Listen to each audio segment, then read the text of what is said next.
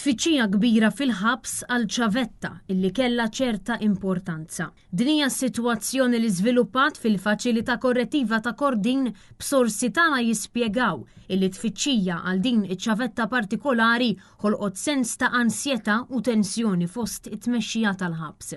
Is-sorsi li kellmuna mill-ħabs stess għalunna li kull uffiċjal ġie msejjaħ biex jidħol, daqstant kienet ikkunsidrata gravi s-sitwazzjoni. L-istess sorsi ċaħdu li kien hemm xi forma ta' rawwixta min-naħa tal-priġunieri li hemm fil-ħabs għalkemm it-tensjoni kienet evidenti.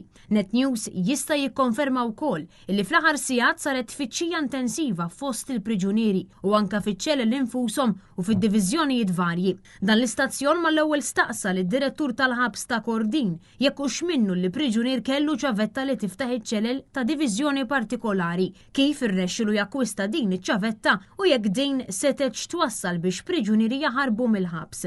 Staqsejna wkoll jekk hux vera li nstabu numru ta' affarijiet illegali għand il-priġunieri fosthom skieken, friket, odda tal-kċina u ħġieġ li jistgħu jkunu ta' periklu. Għal dan kollu d-direttur tal-ħabs sal-ħin illi tajnieh kien baqa' ma weġibx. Net News talab ukoll informazzjoni jekk hux qed isiru tfittxijiet estensivi tal-oġġetti li qed jidħlu l-ħabs u jekk inħatriġ investigazzjoni interna. Dwar dan il-każ serju anke l-Ministru Byron Camilleri baqa' kompletament fil-muta.